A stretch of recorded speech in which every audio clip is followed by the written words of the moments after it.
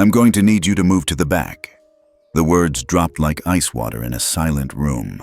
Maya Caldwell looked up from her book. The flight attendant's smile was polite, tight, and entirely false. Her name tag read Veronica, and her tone said, "This isn't a request." "I'm sorry," Maya said calmly. Veronica leaned in slightly, her voice soft but sharp. "You're in seat 1A, sweetheart. That's a premium first-class suite. Some of our higher-tier passengers have raised concerns, and, well, I think we need to find a more comfortable seat for you, toward the rear." Maya blinked. Once. She was only 13, but she'd heard this before, and she knew exactly what was being said. Not directly, of course. Never directly. Hook plus tungtak ngay sao 30s. Have you ever been told you don't belong? Not with facts, but with tone. Tell us where you're watching from. "I have a first-class ticket," Maya replied, reaching into her crossbody pouch. Her hands didn't shake. She handed it over. Veronica took the boarding pass and scanned it. Her jaw tightened when she saw the name and seat assignment. Maya Caldwell, 1A. Ascend, Air Premier First. Veronica forced a smile. "Well, must have been an upgrade." "No," Maya said, still calm. "It wasn't." Veronica gave a brittle laugh and looked over her shoulder, as if hoping someone else might back her up. Across the aisle, a man in a linen blazer adjusted his AirPods. A woman 2 rows back glanced down quickly. Maya didn't move. She didn't raise her voice. She just stared back. In seat 1C, Dean Caldwell slowly lowered the financial report in his lap. He didn't say a word. He didn't need to. He'd seen enough. The way Veronica hadn't greeted Maya when she boarded, the glance, more of a scan, when she passed by. And now, this. He unlocked his tablet with a fingerprint, swiped twice, and opened a secure app few in the aviation world even knew existed. Ethics Flight. Gateway User Caldwell D. Access Level 9. He selected the airline. Ascend Air Flag. Type. Ethics Violation. Level Red Reason. Discrimination against minor passenger target, Flight 701, Dubai to JFK. One final prompt. This action will initiate regulatory response. Confirm? He tapped confirm. Back at Dubai ground control, the system pinged. Then in London, Frankfurt, New York, Narita. 5 international airports received immediate compliance alerts. Ascend Air Ethics score downgraded. Red flag triggered. Pending slot suspension. At the same time, $1.1 billion in jet fuel credit lines tied to Ascend's operating partners began freezing under automatic review. None of the passengers knew yet. But the countdown had started. Veronica, oblivious, was still standing in front of Maya. "Well, if you'll just follow me, we can get this sorted," she said, gesturing toward the back of the plane. "No," Maya said, her voice soft but clear. "I'm fine right here." Veronica's smile dropped. "Excuse me?" "I said no," Maya repeated. "This is my seat. You're the one making people uncomfortable." A few heads turned now. The hedge fund guy stopped typing. Even the woman with the designer bag lowered her magazine. Veronica's cheeks flushed. "You know what? I'll let the captain handle this," she snapped, spinning on her heel. Maya let out a quiet breath, her hands still folded over her book. She didn't tremble. She didn't cry. She was used to being questioned. She just wasn't used to being interrupted mid-sentence for it. Back in seat 1C, Dean Caldwell was on his satellite connection. "This is Caldwell," he said into the mic, voice low. "Flag has been issued. Ethics Flight Gateway has been activated. Confirm with all 5 priority airports." "Yes, sir," came the reply from the other end. "Slot suspensions in progress. FAA has been pinged for protocol acknowledgement." Dean nodded once and ended the call. He turned to look at his daughter. She didn't notice. She was staring out the window again. The moonlight over Dubai shimmered off the wing. Up front, the cockpit door cracked open. Captain Evans stepped out, his face calm but unreadable. He walked the short aisle and stopped at 1A. "Miss Caldwell," he said gently, "I'd like to apologize for any inconvenience you may have experienced with our crew." Maya turned to him and nodded. "Thank you, sir." Veronica reappeared from the galley, clearly rattled. "Captain," she started. "There was some confusion." "There is no confusion," Evans cut her off smoothly. "Miss Caldwell's boarding pass is valid. Her seat is valid. What is not valid is questioning a child's presence in first class without just cause." Veronica blinked, stunned. I didn't." "You didn't have to say it," Evans said. Sam, you showed it." The rest of first class was dead silent. Someone coughed. Someone else started typing. And Maya. Maya sat back in her seat, lifted her book again, and flipped the page. Not in defiance, in peace. Because the system had already moved, and justice, quiet, structured, undeniable, was already in motion. The cabin lights dimmed to a soft amber glow as the plane pushed back from the gate. Outside the window, the ground crew disappeared into the darkness of the tarmac. Inside, everything felt suspended. Maya sat still in her seat. Her book was open again, but she wasn't reading it. She could feel it. The energy had shifted. She'd been watched before, judged before, but something about this time felt different, bigger, like she wasn't just part of the story anymore. She was the story. Across the aisle, her father hadn't said a word since the captain spoke to Veronica. He didn't have to. Dean Caldwell's hands moved quietly over the interface of his tablet. The screen was dark to outsiders, but inside, a storm had already started. In London, the Omniset Capital Compliance Team was pulling files.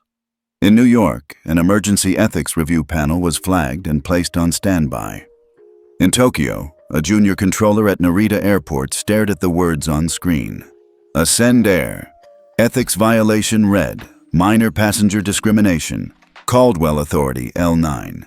Immediate action pending. And at Ascend Air's New York corporate office, the night manager's phone buzzed. He rubbed his eyes, picked it up, and frowned. "Wait, Caldwell? As in, Dean Caldwell?" The silence on the other end said everything. Back on the plane, Veronica had vanished into the galley like a shadow trying to disappear into itself. But whispers travel faster than footsteps. Row 2 was already whispering. A middle-aged man with salt and pepper hair tapped his wife on the arm and murmured something. A woman in 3A looked at Maya, then quickly looked away. The illusion of order in first class had cracked, and now everyone was watching the girl who never raised her voice because she didn't need to. "Everything okay, sweetheart?" The older woman from row 1B leaned over slightly, her voice gentle. She looked like someone's grandmother. Neatly styled hair, oversized pearls. Maya nodded. "I'm good, ma'am. Thank you." The woman gave her a small, knowing smile. "That woman had no business speaking to you that way." "I'm used to it," Maya replied softly, and the words landed with the kind of weight that made people go quiet. Veronica wasn't quiet. She was pacing inside the galley, whispering furiously into the phone tucked under her chin. "I'm telling you, she didn't look like she belonged in first, and now the captain's siding with them? This is outrageous." She paused, listening. "I don't care if her ticket says 1A.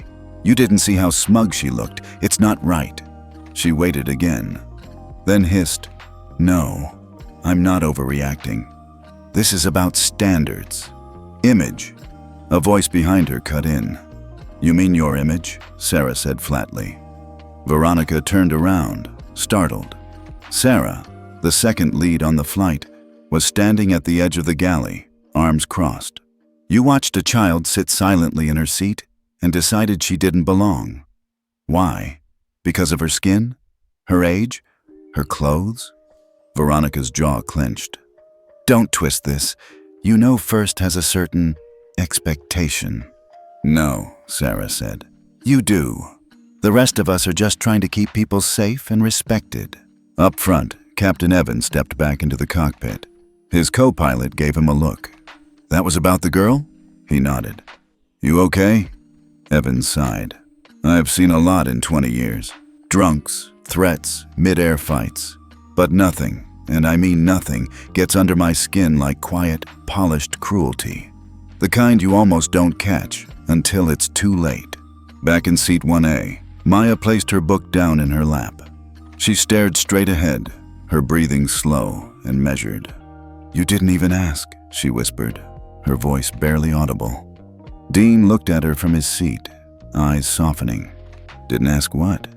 "She never asked me who I was. She just looked at me and decided I wasn't supposed to be here." Dean's jaw tightened, but he didn't interrupt. "That's the part that always stings," Maya continued.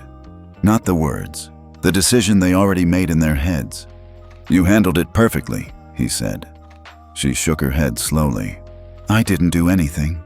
That's exactly why it worked.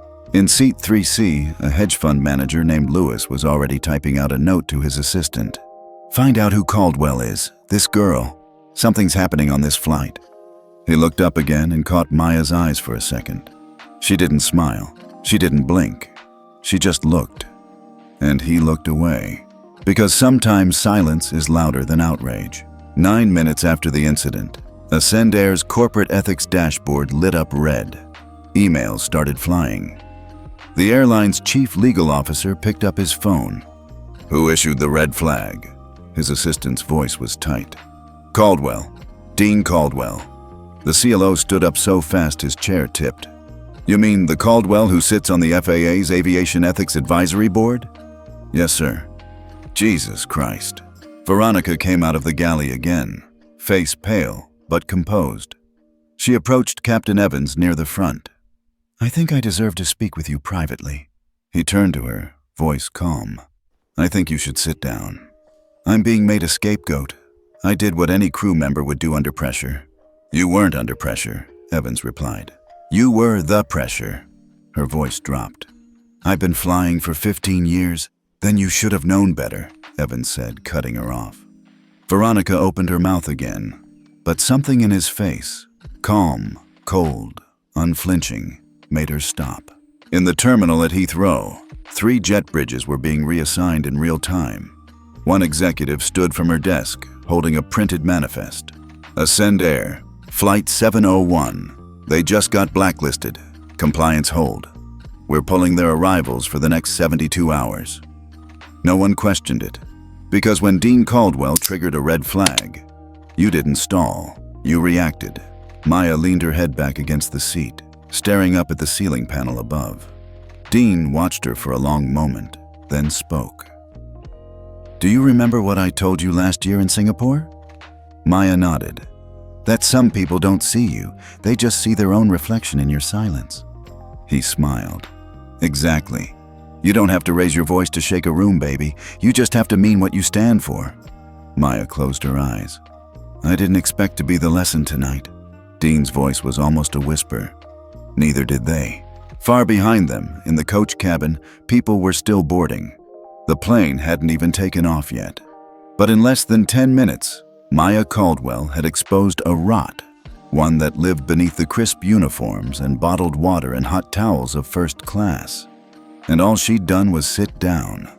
It started with a number, not a scream, not an announcement, just a simple, quiet number, 1.1 billion. That's how much fuel credit was frozen across Ascendair's operating chain within the first 8 minutes of Dean Caldwell's red flag submission. The number pulsed across Omniset Capital's secure dashboard, then locked, cold, firm, absolute. Dean watched it happen in real time, his tablet quietly buzzing once as confirmation. He didn't smile. He didn't flinch. He just nodded once, closed the screen, and reached for his tea. 3 rows behind him, Maya hadn't moved.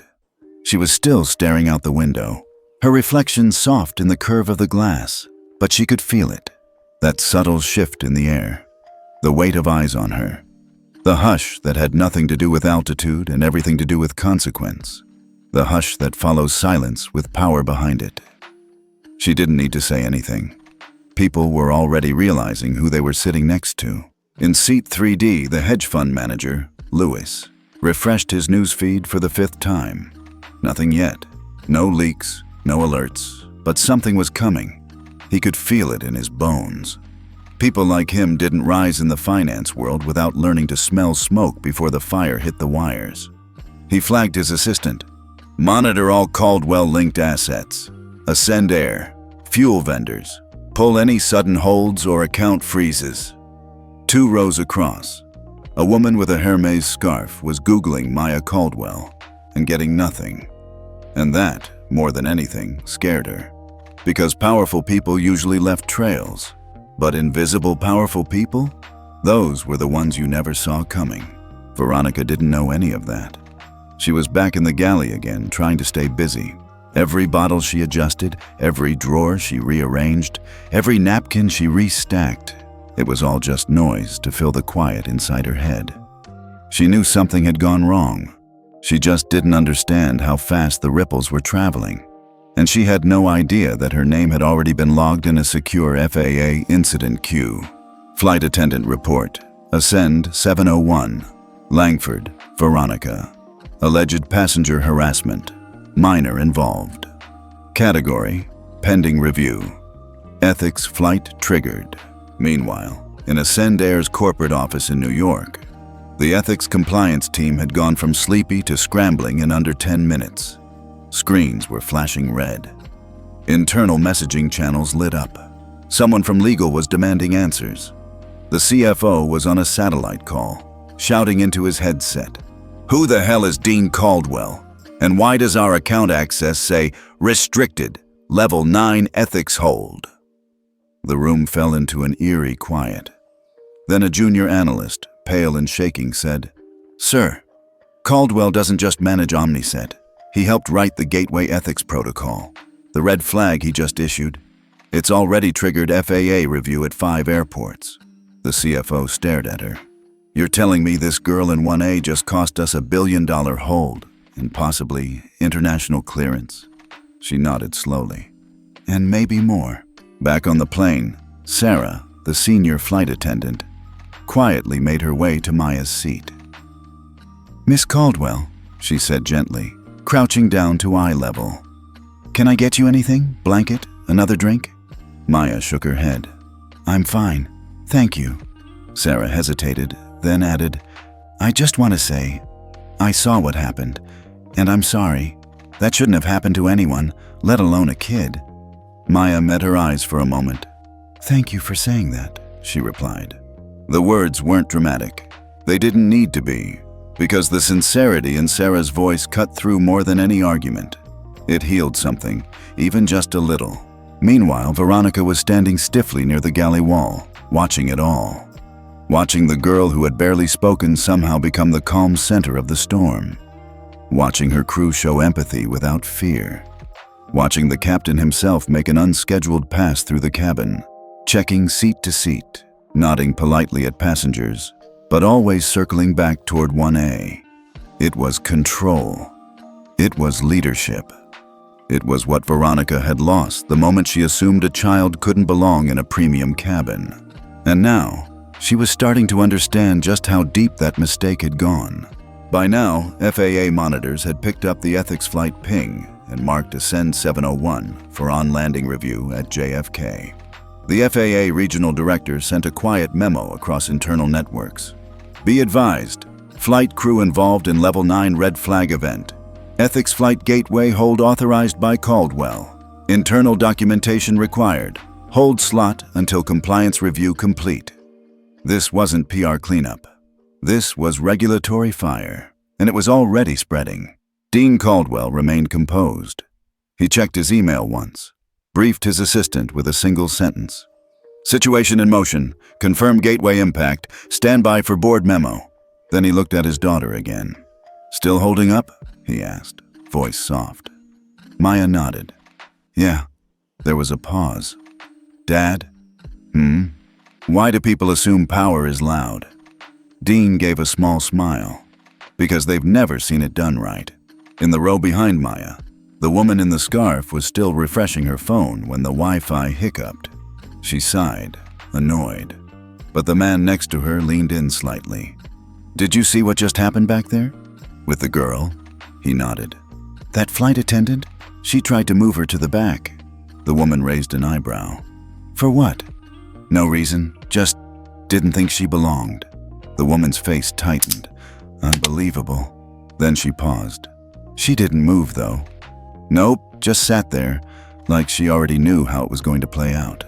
The woman nodded slowly. "That's what shook her." He looked over. "Who?" "The flight attendant," she said. "She thought she had control, then realized the kid never flinched." On the ground in Frankfurt, an operations coordinator with Lufthansa was now reassigning 3 Ascend code shares to alternate slots. "Compliance hold, level 9, he explained to his team. "Caldwell triggered. Ethics flight systems lit up like a Christmas tree." One of the staff asked, "We're not even involved, though. Why move the slots?" The manager didn't even blink. "Because it's Caldwell. When he flags a plane, the air listens." Back in the air, Maya finally reached for her bag, pulled out a journal, and opened it to a blank page. She didn't write yet. She just stared at it. And for the first time since boarding, she allowed herself to feel a little tired. Not from confrontation, but from the truth of it all. She hadn't asked for a fight. She hadn't raised her voice. She'd simply existed, in a space someone thought she didn't deserve. And in doing so, she had shown the whole system who really didn't belong. Veronica knew something was off the moment the captain stopped smiling. He walked past her twice, once too slow, the second time without looking at her. That's not normal. Not mid-flight. Not when you're senior crew. And definitely not when you were the one who made the call to resolve a seat issue involving a child. She stood a little straighter near the galley, clutching the edge of the service cart like it could ground her. But the turbulence wasn't in the air. It was in the silence. The kind of silence that says someone's talking about you on a channel you're not invited to. In the cabin, Sarah gently refilled the water for a passenger in 4B, then made her way back toward the cockpit. She passed Veronica without a word. That stung.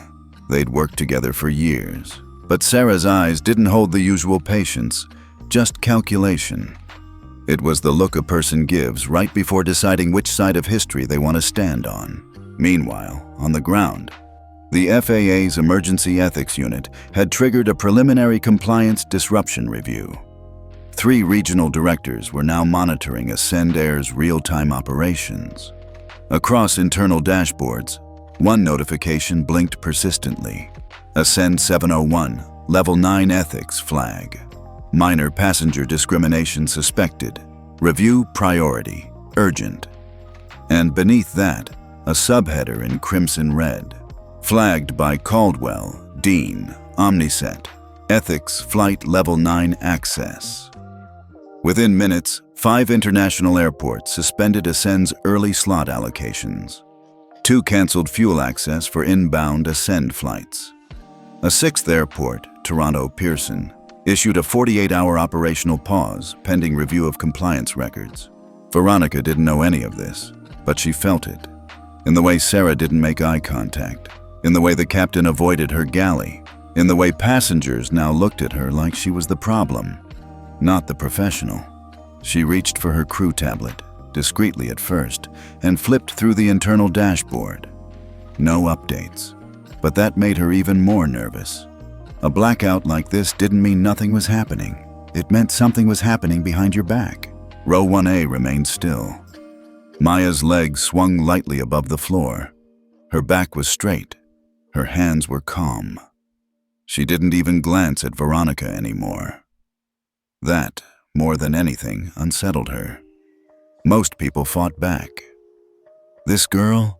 She had let silence do the speaking, and silence was winning. By the time minute 12 rolled in, the airline's CEO had been pinged twice. The first message was marked internal priority. The second came directly from the gateway system. Possible violation of passenger ethics charter, subsection 2A, age and race-based seat displacement. Flight Ascend 701 under review. Media status unlisted for now. He blinked at the screen. The Caldwell name hit like a punch. Not again, he muttered. He called legal. Who's the crew on this flight? Back in the cabin, the air felt thicker, not from altitude, but from the collective realization that something wasn't right. The man in 5A leaned over to the woman beside him. Hey, you notice how no one said anything official yet? The woman nodded. Because they know they messed up. Across the aisle, a teenage boy whispered to his dad. Is that the girl the flight attendant tried to move? The dad nodded. Yep. The boy glanced at Maya. She didn't even say anything. Sometimes, the dad said. That's the loudest answer you can give. In the cockpit, the captain finally turned to his co-pilot. Get me a line to JFK Ground Ethics Unit. Quietly. The co-pilot blinked. We in trouble? The captain didn't answer, but the tension in his jaw said everything. Veronica's shift was unraveling by the second. Sarah finally approached her near the back galley. Her voice was calm but loaded. We have a problem. Veronica stiffened. What kind of problem? Sarah glanced down the aisle. The kind that lands in your lap, not mine. Veronica frowned. What does that mean? Sarah handed her a folded slip, one of the cabin service reports. Except this one wasn't handwritten. It was printed, typed, clean, and at the bottom, signed with a single line, filed via Gateway Ethics System, Level 9, notification logged. Veronica's breath caught. She knew what that meant. It didn't matter what she thought happened. It only mattered what had already been seen. Somewhere mid-cabin, the woman with the Hermes scarf finally pulled up something on her phone. A tweet from a verified insider account. Hearing reports that Ascend Air has triggered a Level 9 ethics freeze mid-flight. Caldwell involved. Not good. The woman sat up straighter. She looked toward the front, and for the first time, she didn't see a girl. She saw a trigger, a warning, a mirror. Dean Caldwell folded his hands quietly. He was reading the same tweet, but unlike others, he wasn't surprised. He had written the very rule that allowed passengers to flag airlines in real time, especially when the victims were children. He'd built the system for his daughter, and now she had just used it by doing nothing at all. Veronica's palms were sweating now. The captain walked to the galley. His tone was measured, clipped. We'll be conducting an incident report the moment we land. Until then, I need you to remain in the back section only. Veronica blinked. What? It's not a punishment. It's a protocol. Legal's involved now. FAA too. I need you out of sight and off cabin service for the remainder of the flight. You're grounding me? He didn't blink. No, the system is. Then he walked away. In row 1A, Maya finally turned her head and looked out toward the wing. The clouds were lower now. New York was getting closer. She whispered quietly, only loud enough for herself. Let them land. Let them learn. The landing was smooth, too smooth for the tension that had built in the cabin. As the wheels kissed the tarmac at JFK, not a single passenger clapped. No cheers, no nervous laughs, just a stillness. The kind that comes when people start realizing they witnessed something bigger than a seat dispute. Maya didn't flinch. She was already sitting tall, seatbelt still buckled, backpack at her feet, eyes calm. Her silence had outlasted the turbulence. Now came the real storm. Veronica stood in the rear galley, barely breathing. The intercom dinged once, then again. She recognized the sound. Ground crew boarding. That wasn't standard. Not at arrival, and definitely not mid-aisle. Two uniformed men in FAA jackets stepped onto the plane, followed by a third in a dark gray blazer with a Department of Transportation badge clipped to his collar. Their expressions weren't aggressive. They didn't need to be. Power didn't shout. It requested. The lead agent spoke softly. We're looking for Ms. Veronica Hale. Veronica stepped forward, the color draining from her face. That's me. He nodded. You'll come with us. We'd like to talk before deboarding begins. Her voice cracked. Is this disciplinary? No, ma'am, the agent replied. It's federal protocol. You've been flagged in a Level 9 ethics audit. This is not personal. It's procedural. That word hit harder than any insult ever could. Procedural. She wasn't even the villain anymore. Just a broken cog in a much larger machine that had finally decided to repair itself. Maya remained seated as the agents passed. One looked at her, then at Dean. No words were exchanged, but the glance held weight. Acknowledgement, gratitude, respect. The captain made a brief announcement. Ladies and gentlemen, we'll begin deplaning momentarily. Please remain seated as FAA personnel complete their protocol. We appreciate your patience. Dean reached down and grabbed Maya's backpack, handing it to her gently. You okay? He asked. She nodded. Yeah. He studied her for a beat. You didn't cry? She shook her head. Didn't need to. He smiled. Just a flicker. But it said everything. As they stepped into the jet bridge, two Ascend executives waited near the terminal door. Both in suits, both sweating in places suits should hide.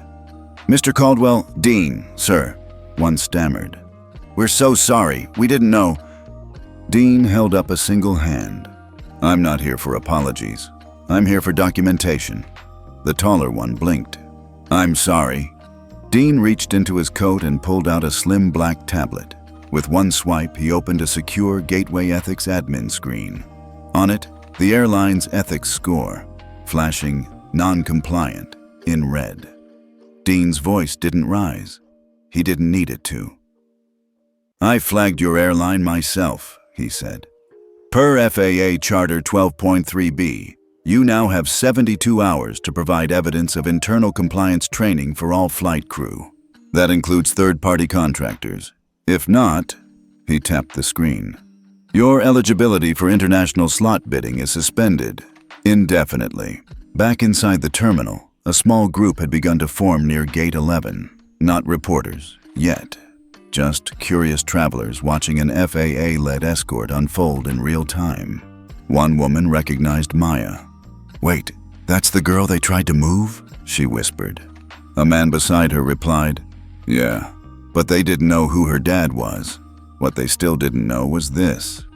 Dean Caldwell wasn't just a tech guy. He was lead architect of the Ethics Flight Gateway, the regulatory platform adopted by 47 U.S. airports and 5 major fuel providers. He didn't just design how airlines were rated. He held final clearance rights over the very algorithm that assigned their operating permissions.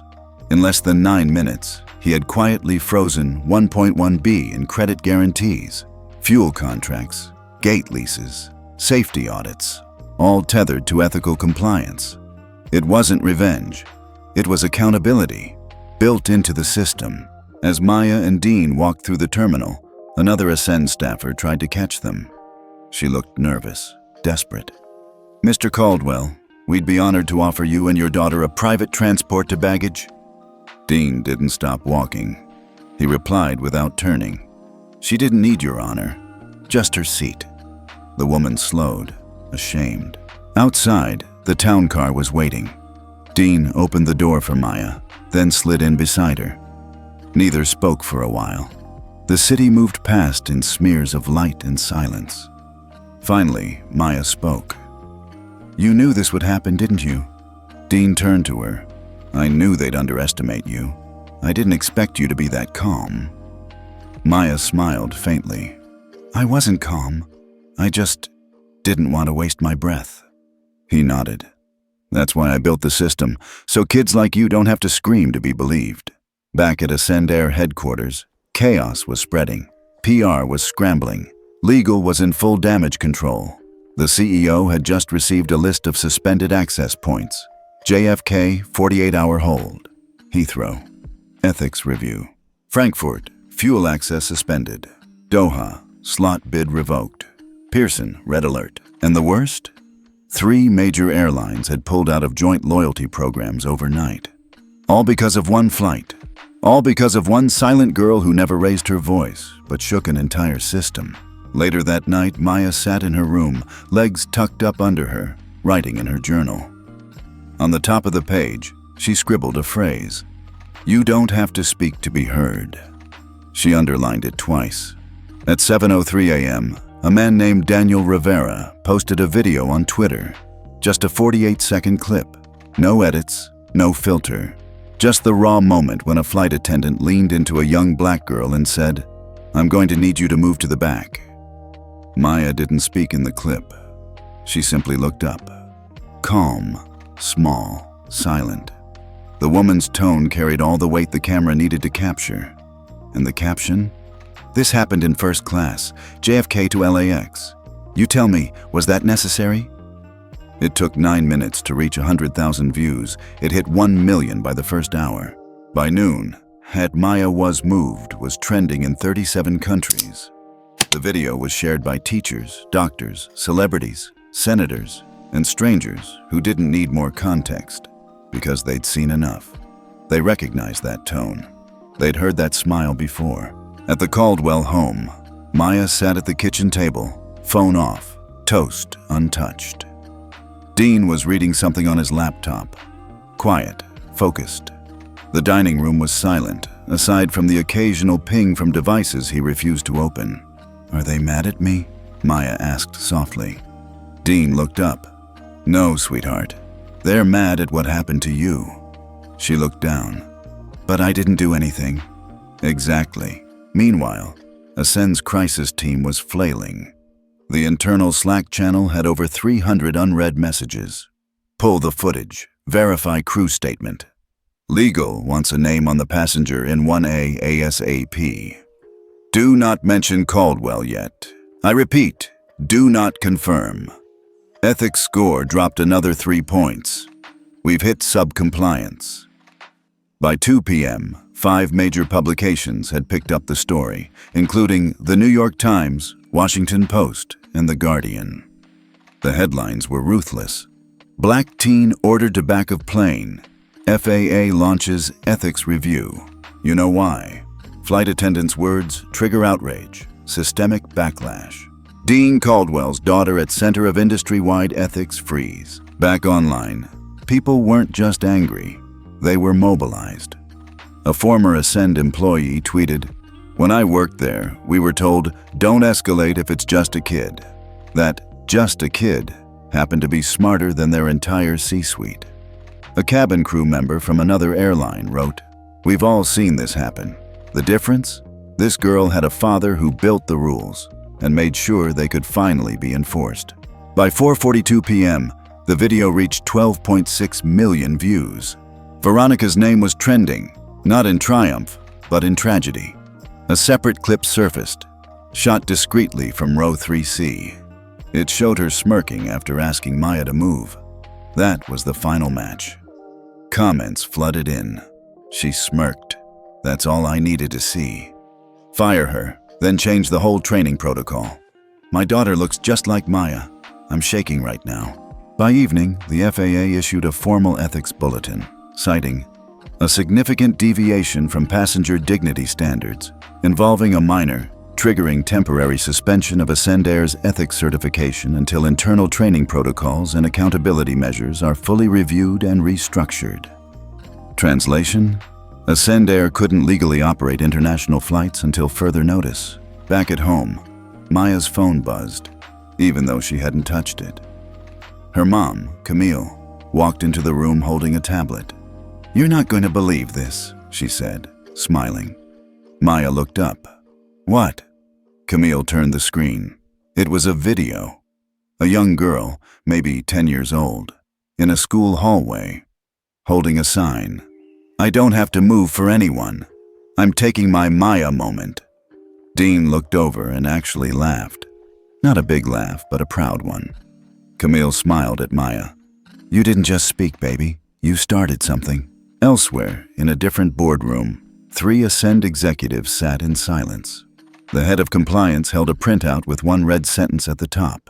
Omni set fund to review equity stake in Ascend Holdings.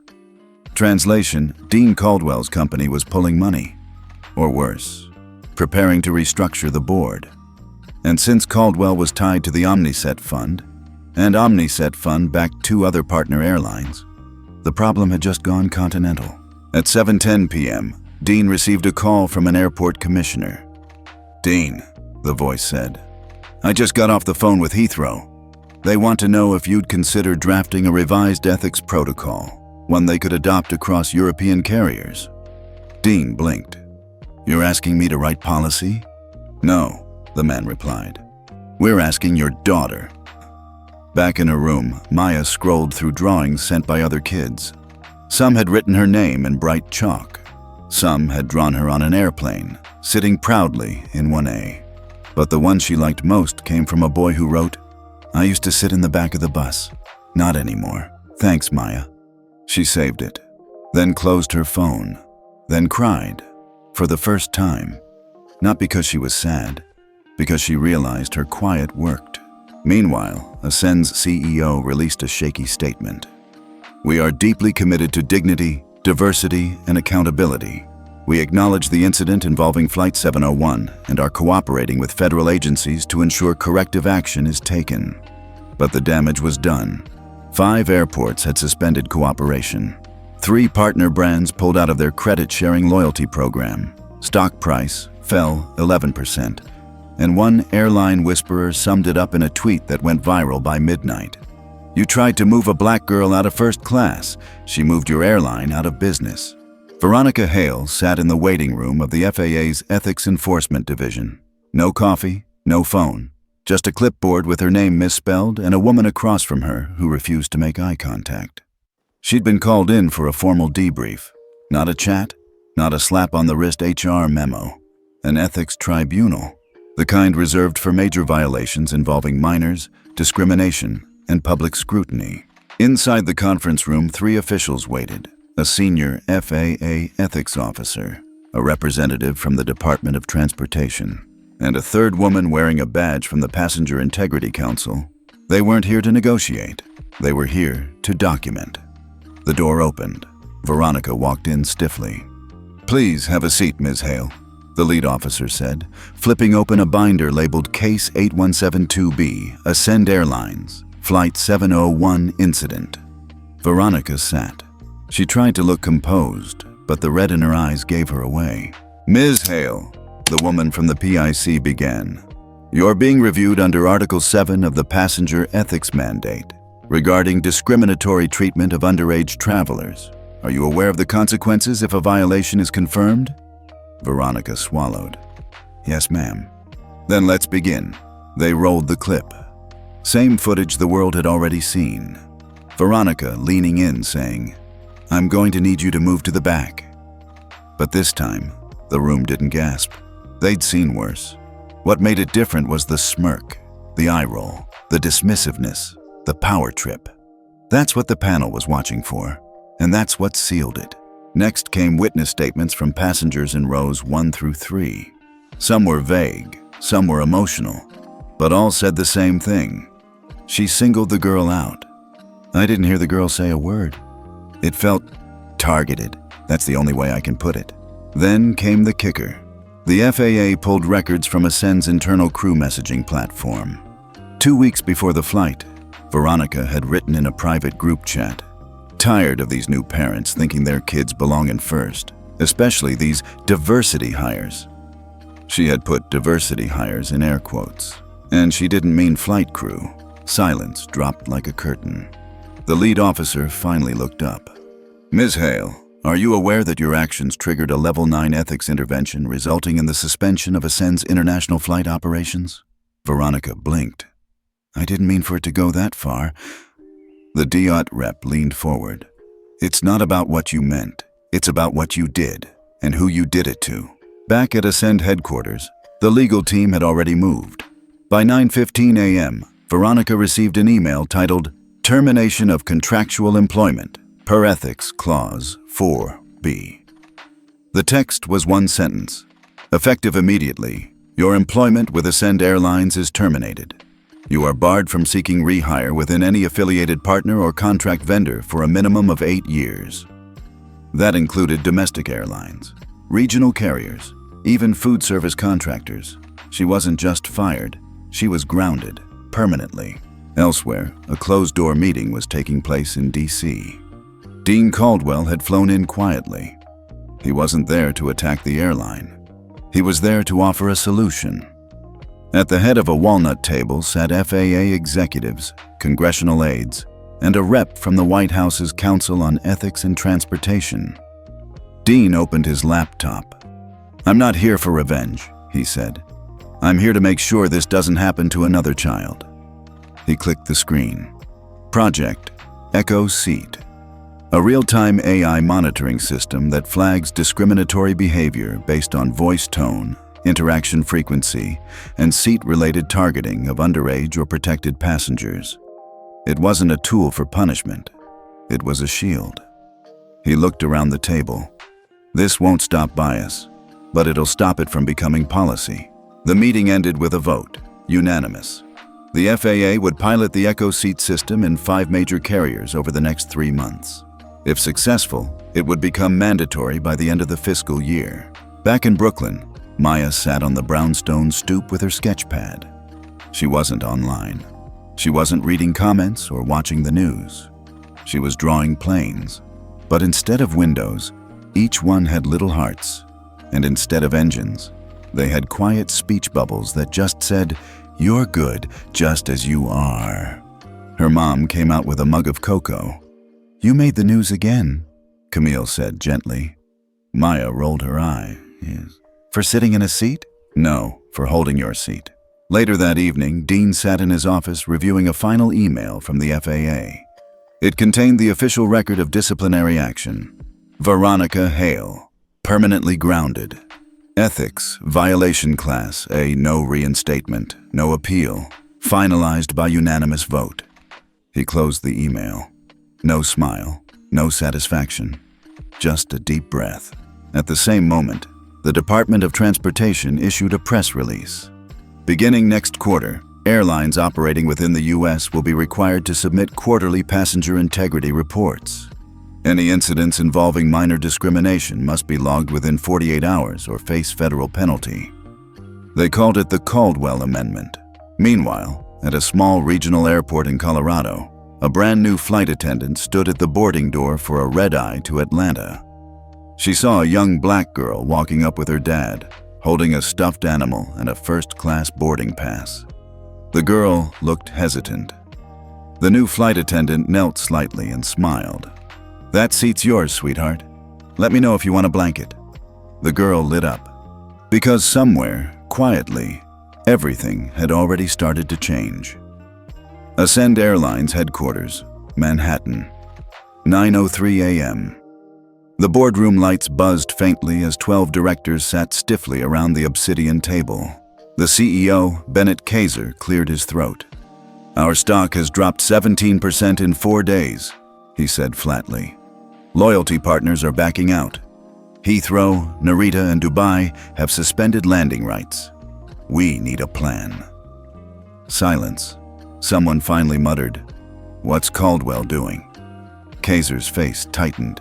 "He's not returning our calls." They all knew what that meant. He wasn't negotiating. He was positioning.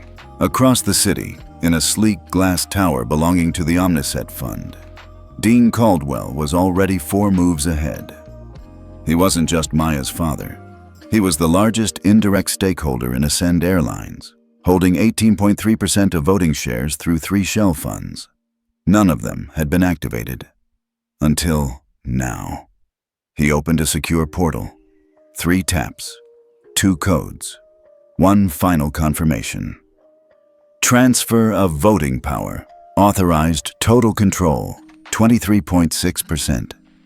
Just like that, Dean Caldwell had enough leverage to call a special shareholder meeting. And that was exactly what he did. At Ascend HQ, panic spread faster than press releases. "What do you mean he triggered Article 8B? Kaiser snapped. "Sir, Article 8B gives any stakeholder over 20% the right to demand a vote of no confidence in current leadership," the CFO added, and he just filed the motion, with 76% approval from other shareholders. They were blindsided. But Dean wasn't done. At 11:22 a.m., a media alert hit every major outlet.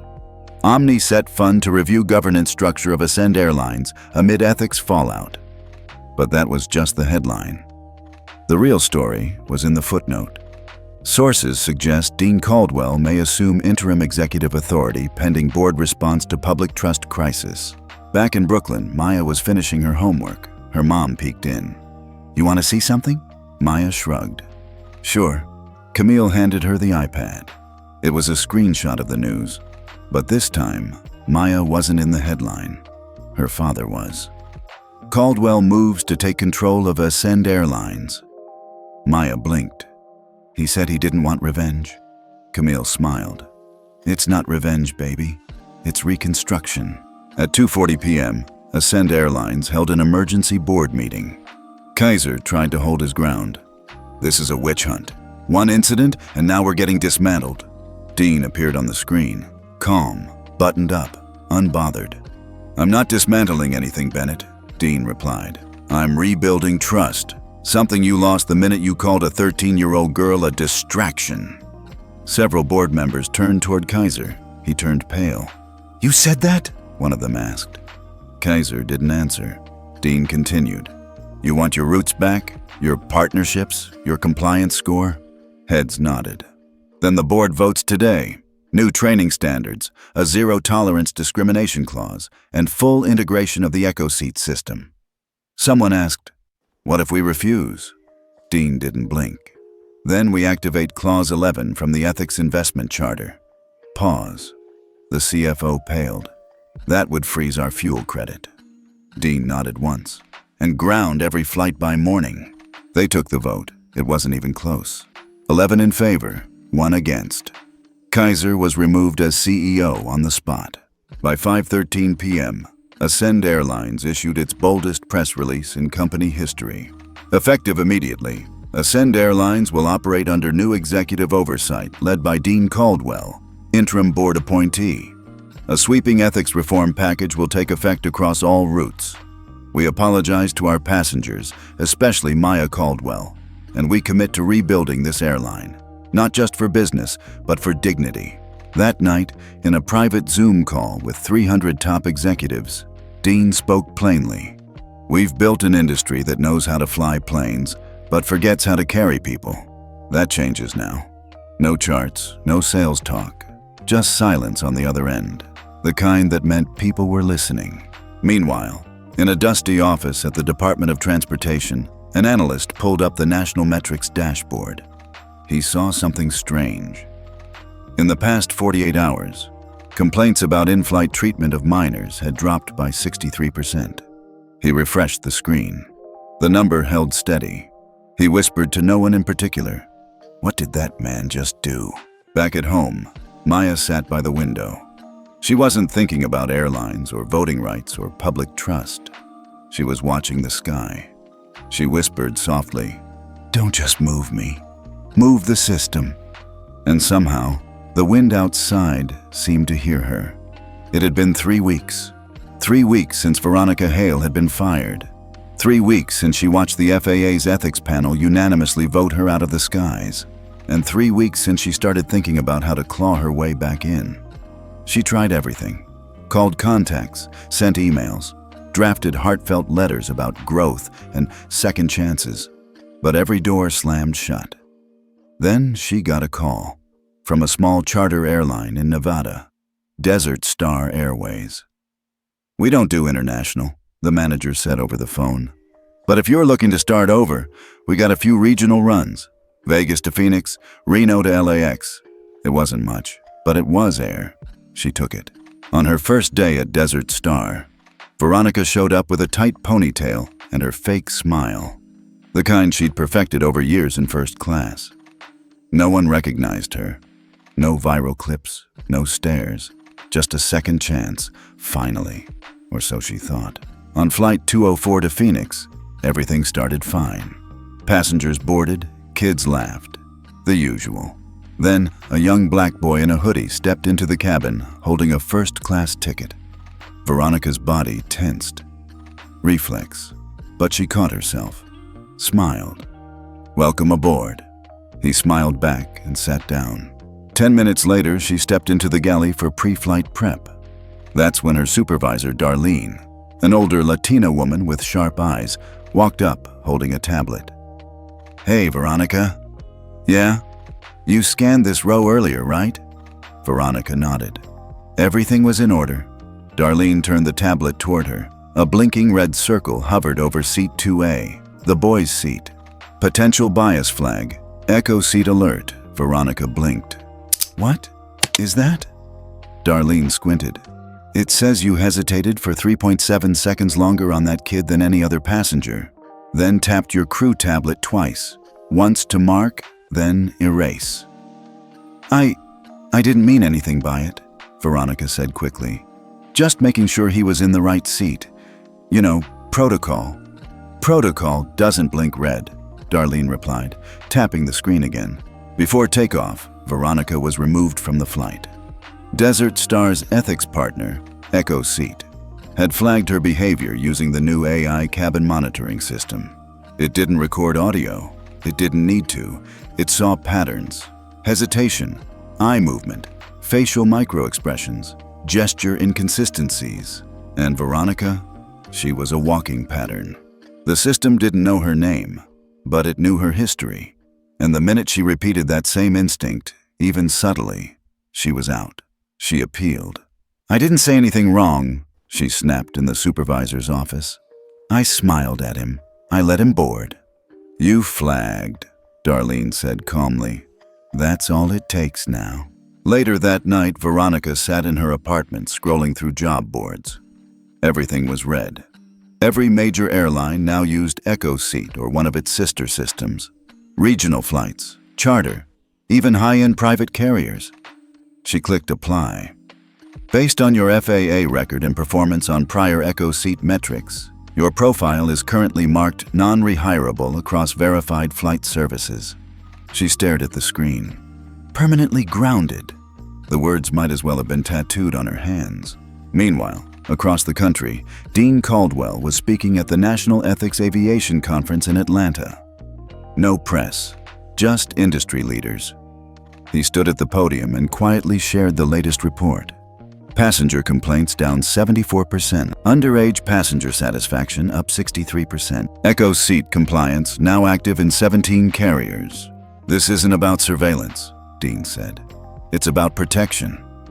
Someone in the crowd asked, what if the system gets it wrong? Dean paused.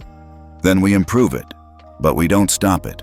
Back in Brooklyn, Maya was packing for school. New term, new friends, same Maya. Her mom peeked in. You okay? Maya smiled. Yeah, I just don't want them to know who I am. They won't, Camille said gently, unless you want them to. Maya nodded. Then she asked, do you think she ever thinks about me? Camille hesitated. She probably thinks about herself. At a private airport in Arizona, Veronica tried one last time. A luxury charter firm called Sky Valet. She wore sunglasses, changed her name on the application, used an old photo. She was accepted, pending a clearance check. 2 days later, she showed up to training, got through orientation. Then, on day 2, she was called into a side office. The trainer sat her down with a grim look. We ran your credentials. Veronica froze. The trainer turned his screen. A large red stamp blinked across her file. Non-compliant, under Section 12 of the Passenger Ethics Accord. She whispered, please, just give me one route. He shook his head. You're not being punished, Veronica. You're being removed. Same thing, she hissed. No, he said softly. Punishment ends. Removal doesn't need to. That night, she wandered outside and looked up at the planes in the sky. She used to feel proud when she saw them. Now they looked like ghosts, like things that didn't want her back. Across the country, another flight took off. Flight 866, Ascend Airlines. Maya was on it, next to the window. The attendant, a young Asian woman, knelt beside her. Would you like a blanket or juice, Miss Caldwell? Maya smiled. Just orange juice, and maybe a drawing pad. The woman laughed. Coming right up? Maya looked out the window and whispered, let them fly better than they used to. And this time, the skies listened. Because they weren't just monitored, they were guarded. It started with an email. Not from a journalist, not from a news outlet. From a middle school principal in D.C. Subject line: "We'd be honored if Maya could speak at our assembly." Camille read it twice before calling Dean. "She's 13, she said. "Not a keynote speaker." Dean chuckled softly over the phone. "She doesn't need to be. They just want to hear her voice." Camille paused. "Do you think she should?" "I think she should choose." That evening, Camille sat on the couch, Maya beside her, eating crackers and watching cartoons. Camille pulled up the email. "They want you to speak," she said gently. "Just for 5 minutes. You don't have to." Maya blinked. "Why?" "Because they saw what you went through, and they want other kids to know they're not invisible." Maya stared at the screen, quiet, then asked, "Can I just read something instead of talk?" "Of course," Camille said. "You can say whatever you want." The day of the assembly came. It was a Thursday. Cloudy, but still warm for October. Dean and Camille flew down with Maya quietly. No press, no headlines. The auditorium was small but packed. Teachers, students, parents, all crammed into metal chairs and cheap risers. No one introduced her with a bio. No one listed her father's title or net worth. They just called her name, Maya Caldwell. She walked to the microphone in a simple gray dress and white sneakers, hair in 2 buns, hands trembling just a little. She pulled a folded piece of paper from her pocket, and then she spoke. "I didn't ask to be the reason anything changed. I just wanted to fly to visit my cousin." She looked up, paused, and smiled. "But if people saw me and thought about someone else next time, then maybe that's enough." That was it, just 2 sentences. But the entire room stood up. A slow wave of clapping, then louder. Some kids cheered. Some teachers wiped their eyes. And for the first time in weeks, Maya didn't feel like the girl who had been humiliated. She felt like someone who changed the air without raising her voice. After the assembly, kids crowded around her. One girl said, "My brother's in a wheelchair. They told us we couldn't board early last month."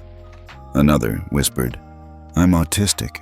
People think I'm weird, but I watch your clip every night before school." Maya didn't know what to say.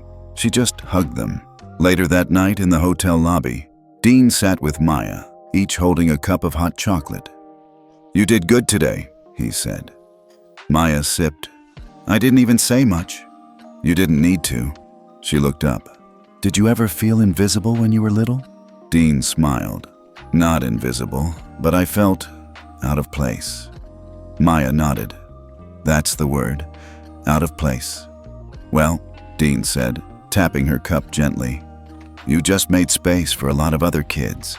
The next morning, the school posted a short video clip of Maya's speech. It had no title, no fancy captions, just a 30-second clip with the line, "I just wanted to fly to visit my cousin." Within 24 hours, it was everywhere. Teachers reposted it, pilots reshared it. Even Congresswoman Althea Boyd tweeted it with the hashtag, "Let kids fly safe." Back at Ascend Airlines, the new diversity chief played the clip during a boardroom training. One skeptical executive muttered, "This is cute, but what's the business value?"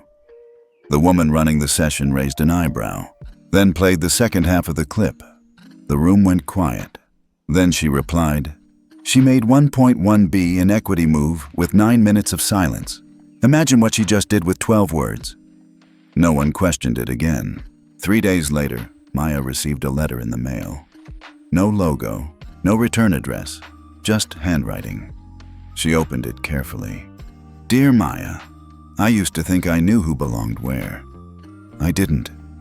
I'm sorry. Veronica." No excuses, no justification, just 5 words that finally meant something. Maya folded it quietly. She didn't tell anyone. Later that week, Camille found the letter tucked inside Maya's sketchbook, next to a doodle of a plane with clouds behind it. No words, just the image. Camille smiled, because she knew Maya didn't need to speak loudly. She just needed to be seen. The letter came in a navy blue envelope. No return address, just a gold-embossed seal. International Council on Passenger Ethics. Camille opened it in the kitchen while Maya was still brushing her teeth upstairs. She read the first few lines, then called out, "Dean!" He walked in holding a coffee mug, eyebrows raised. She handed him the letter. His eyes scanned it once, then again. He whistled softly. "Well, that's something." Upstairs, Maya was tying her shoelaces when Camille came in with a curious smile. "Want to go to DC next weekend?" Maya tilted her head. "For what?" Camille handed her the envelope. "They want you to sit on a youth advisory panel, help review a new global policy for child passenger rights." Maya blinked. "Me?" Camille nodded. "They said your speech was part of what triggered the vote, and they want your voice in the room." The panel was made up of 14 people. 12 were adults: airline executives, child psychologists, lawyers, FAA reps. One was a 17-year-old exchange student from Sweden. And the last seat, Maya Caldwell, 13, soft-spoken, wearing a sky blue hoodie and white sneakers, no fanfare, just her presence. The meeting started slow. Charts, proposals, metrics on complaints from underage passengers. Then came a debate about a line in the draft policy.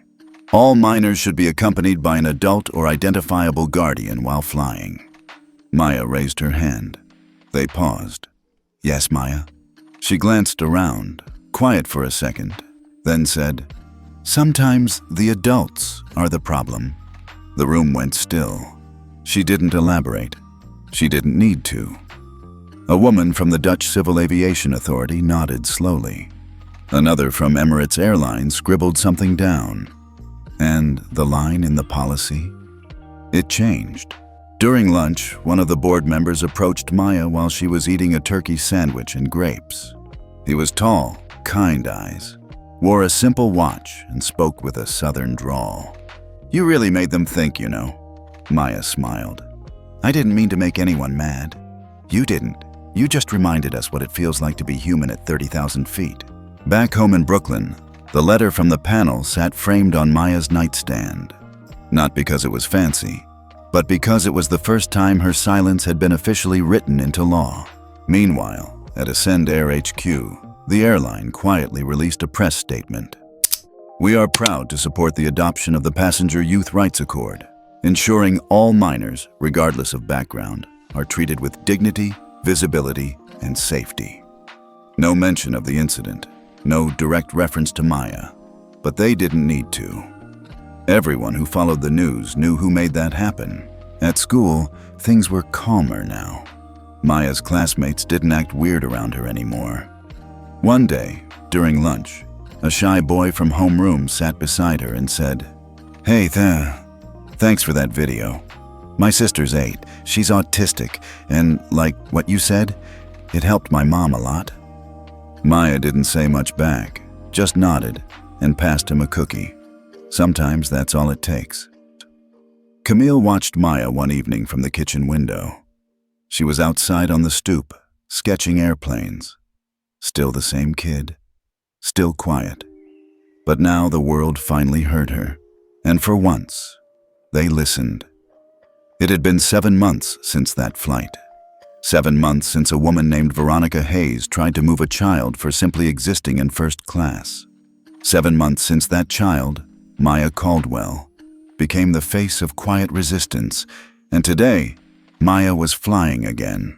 Camille sat beside her, sunglasses tucked into her hair, flipping through a travel magazine. Dean sat across the aisle, laptop open, editing notes for an upcoming meeting. They were heading to Los Angeles for Maya's first official appearance with the Passenger Rights Youth Coalition. She wasn't nervous this time. She had her seat by the window, headphones in, sketchbook open, and then a familiar voice, one that made her freeze before she even turned. "Welcome aboard. Can I offer you a drink before takeoff?" Maya looked up, and there she was, Veronica. Same red lipstick, same perfect bun. But something was different now. Her smile looked practiced. Her eyes darted, avoiding Maya's. Veronica didn't recognize her, at least not yet. But Maya saw everything in a single blink. The arrogance wasn't there anymore. The posture was tighter. The charm had been replaced by something like caution. Camille noticed too. Her hand tightened around the armrest. Dean sat back in his seat, saying nothing, just watching. Veronica turned to serve another passenger, still unaware. But then she doubled back, looked again, paused, and you could see the recognition hit. Her face didn't change much, just enough. "Oh," she said softly. Maya didn't respond. The silence between them was deafening. Camille leaned forward, her voice calm but cool. "Is there a problem, Miss Hayes?" Veronica shook her head quickly. "No, ma'am, not at all. I didn't realize." She stopped herself. Camille raised an eyebrow. Veronica swallowed. "I'll get your refreshments." She turned and nearly stumbled as she walked away. Maya didn't move, didn't gloat, didn't say a word. But her grip on the armrest relaxed, and that was enough. 40 minutes into the flight, Veronica returned. This time, she approached Maya with a small tray, ginger ale, pretzels, and a folded napkin. She placed it gently on the tray table. "I know this doesn't change anything," she whispered, "but I'm sorry. For before." Maya looked up, eyes steady, calm, then nodded. Not because it fixed things, but because she didn't need to carry Veronica's shame anymore. After landing, they exited the plane like normal. But as they stepped into the jet bridge, Maya heard someone call her name. She turned. Veronica stood just outside the cabin door, holding a folded piece of paper. "This is for you," she said. "No cameras, no hashtags. Just read it if you want." Maya took it silently. Camille and Dean watched closely but let her decide. Back at the hotel that evening, Maya unfolded the paper. It was handwritten. "You made me see what training never could. I don't expect forgiveness, but I hope one day I earn a version of it. Thank you for the lesson. VH." She folded it back up, slipped it into her sketchbook, didn't say a word. That weekend, Maya spoke briefly at the Coalition event in LA. Just one sentence. "Sometimes the people who try to shrink you are the ones who are the most afraid of how big you actually are." Applause erupted, but Maya just walked off stage quietly. She didn't care about the spotlight. She just cared that kids like her wouldn't have to go through the same thing. Back in New York, on the first warm day of spring, Maya sat by the window sketching airplanes in the margins of her journal. Her mom brought her hot cocoa.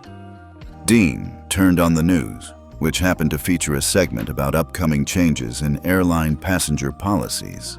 And the anchor said something that made Camille look up. Sources confirm the updated ethics flight protocol will be implemented across 87 airports by summer, thanks in part to youth advocacy groups and one pivotal case involving a young girl whose name continues to inspire quiet change. Maya didn't flinch. She just kept drawing. But Camille leaned over, kissed her forehead, and whispered, "That's you, baby, even if they don't say your name." Maya smiled. Still the same kid, still soft-spoken, but now everyone knew. She didn't need to yell. She just needed to be in the room. And maybe the most powerful moments don't come from shouting. Maybe they come from the quiet ones, the ones who sit still, hold their ground, and make the world pause. Now we want to hear from you. Have you ever been told, directly or silently, that you didn't belong? How did you respond? What did it teach you? Drop your story in the comments below. And hey, tell us where you're watching from. You know we always read every word. Until next time, this is Telltales, where the smallest voices leave the biggest echoes.